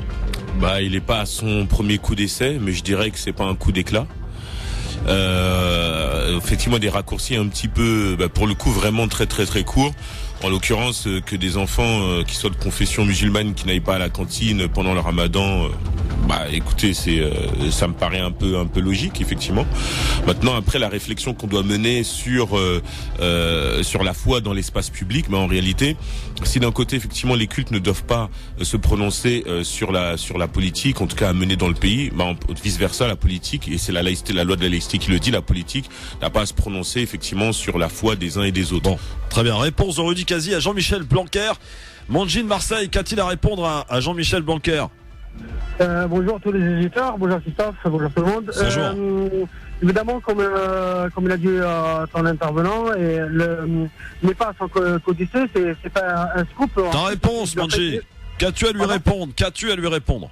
Je réponds tout simplement sur la question des bars, des femmes au bar. Oui, pour lui, les femmes qui ne sont pas au bar, c'est suspect. C'est fake news, déjà à la base, qu'on continue à l'utiliser. Et je veux dire, moi, j'aimerais pas non plus. Sur la question de la cantine, évidemment, on fait pas le ramadan, on fait pas on fait le ramadan, on mange pas à la cantine, oui, et on va à l'école. C'est une logique implacable. C'est n'importe quoi. Moi demain, contestation des cours aussi, il a dit. Qui rate un cours, je reçois de suite une convocation, du moins une notification, et je pense que les collèges ne seront pas faire non plus, ou même les lycées. Et sur la question qu'il a soulevée sur la loi de la République qui n'est pas partout en France, mais qu'est-ce qu'il fait? Il a qu'à appliquer la loi, il est ministre. Bon, très bien. Réponse de Monji. Voilà. Réponse de Monji, auditeur de France Maghreb 2 du Grand Forum. Merci Monji. En tout cas pour ta réponse à Jean-Michel Blanquer, passé sur le grill. Donc aujourd'hui, on n'aura pas le temps de s'étaler davantage parce que l'heure c'est l'heure. En tout cas, vous avez compris le principe. Voilà, on essaiera de vous concocter on va pas avoir de difficulté, je peux vous assurer. Tous les jours, à vous trouver une petite déclaration en tout genre. Là aujourd'hui c'était Blanquer. Bon voilà, demain ça va être quelqu'un d'autre. On sait pas encore ce qui va se passer, qui ce sera. Peut-être qu'il n'y en aura pas. Si il n'y en a pas, c'est que tout va bien et que tout le monde se porte bien et on en sera le premier avis. Quoi qu'il en soit, n'hésitez pas à nous les envoyer aussi en privé sur Facebook, Christophe Le Grand Forum, sur Twitter Le Grand Forum FM2. On enclenche notre esprit de bienveillance et de surveillance. Voilà, nous allons surveiller, scruter chaque jour avec vous et vous allez pouvoir répondre à ces interlocuteurs, à ces personnes qui se permettent d'utiliser les médias pour raconter parfois et beaucoup trop souvent d'ailleurs beaucoup de conneries, il faut bien le dire mon cher Rudy. Bon, alors on raccroche les volets pour aujourd'hui. Yes. Demain on sera du côté de Bondy avec un candidat pour les municipales et on sera avec Chérine El Messiri pour nous parler d'un grand événement qui va se passer du 28 février au 8 mars à l'Institut du monde arabe où il va s'agir de mettre à l'honneur des femmes engagées, s'il vous plaît. On en reparlera demain et on sera accompagné de Audrey Pronosti et de Philippe Bouriaki pour demain entre 16h et 18h. Passez tous et toutes une excellente soirée, mon cher Rudy. Merci. Salut Christophe. Ça va, t'as pas regretté d'être venu là? T'as bien mangé, tout va bien? Ouais, tout va bien. On laisse le dernier pour Medjed ou pas? Il y en a au moins 2 ou 3, il va se mettre bien. Medjed, tout à l'heure on a eu tout à l'heure une pâtissière qui est venue. Tiens. Elle s'appelle Délice Denès. Alors dis-lui ce que tu lui donnes quand même parce que qu'est-ce que tu lui donnes? C'est un cupcake framboise ou fraise, je sais plus trop. Ouais. Et est un gâteau au chocolat avec un biscuit en dessous, etc. Vraiment pas mal. Bon régale-toi bien mon pote. Ah merci. Voilà. Tu n'en oublieras pas de régaler nos auditeurs et de leur offrir des cadeaux, hein? Oui, on va leur offrir une télé 4K plus une PlayStation 4 Pro aujourd'hui. Ah ouais. Ah oui. Bon, moi je me casse. Salut. 18h. Bonne soirée à tous. Merci mon Rudy, à bientôt. Le journal tout de suite. Sophie Tarence, bonsoir, à demain. Bonsoir à tous. Bienvenue dans votre journal avec au sommaire ce soir l'Italie frappée de plein fouet par le coronavirus. 6 morts, c'est le dernier bilan. La France, elle, se prépare en cas d'épidémie. On verra les mesures annoncées par le ministre de la Santé, Olivier Véran. Quelques minutes et puis s'en va. Le procès des époux Fillon renvoyé à mercredi en raison de la grève des avocats. Compte rendu de l'audience dans ce journal. Enfin, bonne nouvelle pour les buralistes. Vous pouvez désormais payer vos impôts chez eux. 10 départements sont en test depuis aujourd'hui. Le monde doit se préparer à une éventuelle pandémie. La mise en garde ce soir de l'OMS alors que l'épidémie de coronavirus frappe de plein fouet l'Italie. 6 morts, c'est le bilan provisoire dans le pays où 219 cas de contamination ont également été recensés. 11 villes sont désormais placées en quarantaine afin d'éviter toute propagation du virus. La France, elle, se prépare en cas d'épidémie. Les autorités sanitaires anticipent déjà la hausse du nombre de contaminations dans l'Hexagone. Le ministre de la Santé, Olivier Véran, a d'ailleurs annoncé toute une série de mesures, Johanna Cincinnati. Oui, depuis ce matin, 70 hôpitaux ont été activés pour recevoir d'éventuels patients atteints du virus. C'est le cas à Strasbourg, Lille ou encore Lyon. Au moins un par département. Il s'ajoute aux 38 établissements de santé, essentiellement des CHU déjà concernés. Le ministre de la Santé a également annoncé la commande de plusieurs dizaines de millions de masques de protection. Il entend aussi augmenter les moyens de dépistage du virus. Pas question, en revanche, de fermer les portes. Avec l'Italie, un virus ne s'arrête pas à la frontière. Selon le ministre, notons que la situation en France reste sous contrôle avec un seul malade pour l'instant, hospitalisé à Lyon. Les 3 cas suspects des Alpes-Maritimes ont été testés négatifs ce matin. Le ministre de la Santé a également annoncé la tenue d'une réunion avec ses homologues européens, probablement la semaine prochaine. Il aura fallu 70 heures de débat pour venir à bout de plus de 2000 amendements déposés principalement par l'opposition. L'Assemblée nationale a adopté ce soir le premier des 65 articles de la réforme des retraites. Il fixe les principes généraux du futur système universel par points. La réforme des retraites, dommage collatéral au procès des époux Fillon. Cet après-midi, procès renvoyé à mercredi pour cause de grève des avocats contre le texte du gouvernement. On rappelle que l'ancien Premier ministre doit répondre aux accusations d'emploi fictif qui pèsent sur sa femme Pénélope. Compte rendu de l'audience devant le tribunal correctionnel de Paris avec vous, Boris Karlamov. Une audience qui s'est déroulée extrêmement vite. Les 3 prévenus étaient présents. Le couple Fillon assis au premier rang à côté de Marc Joulot, ancien suppléant de François Fillon à l'Assemblée nationale. Ils se sont chacun avancés à la barre pour décliner leurs identités. Pénélope Fillon a parlé d'une voix très basse, presque inaudible, dans une salle d'audience comble. François Fillon, en costume très sombre sur chemise blanche, a donné sa date de naissance. Il est né le 4 mars et c'est donc au tribunal qu'il fêtera son anniversaire. Très rapidement, leurs avocats ont réclamé la parole pour demander le renvoi de l'audience en soutien au mouvement de grève contre la réforme des retraites.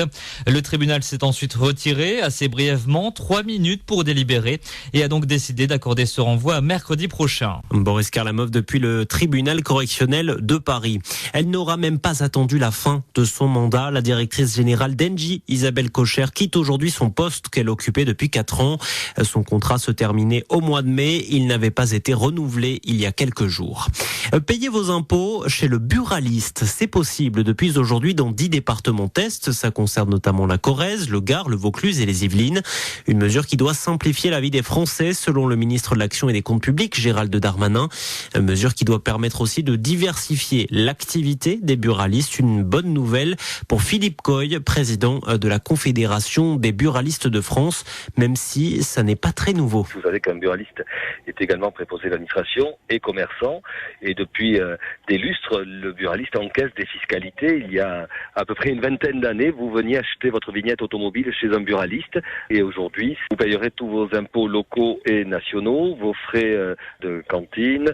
Vous viendrez dans un point de paiement de proximité pour régler totalement ou partiellement, en numéraire ou en carte bleue, votre dû. Et à noter que la mesure sera généralisée au 1er juillet dans toute la France.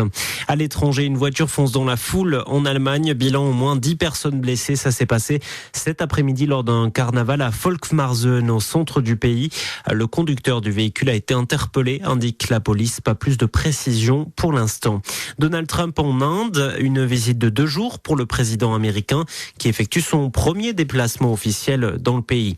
Enfin, le Conseil supérieur de l'audiovisuel salue la mémoire d'un grand humaniste. L'hommage rendu à son ancien président Hervé Bourges, décédé hier. Il avait dirigé TF1 et France Télévisions avant de prendre les rênes du CSA. Hervé Bourges avait 86 ans. Voilà pour l'information ce soir. Passez une excellente soirée avec nous. France Maghreb 2, France Maghreb 2. France Maghreb 2, service, info, musique, divertissement. France Maghreb 2. France Maghreb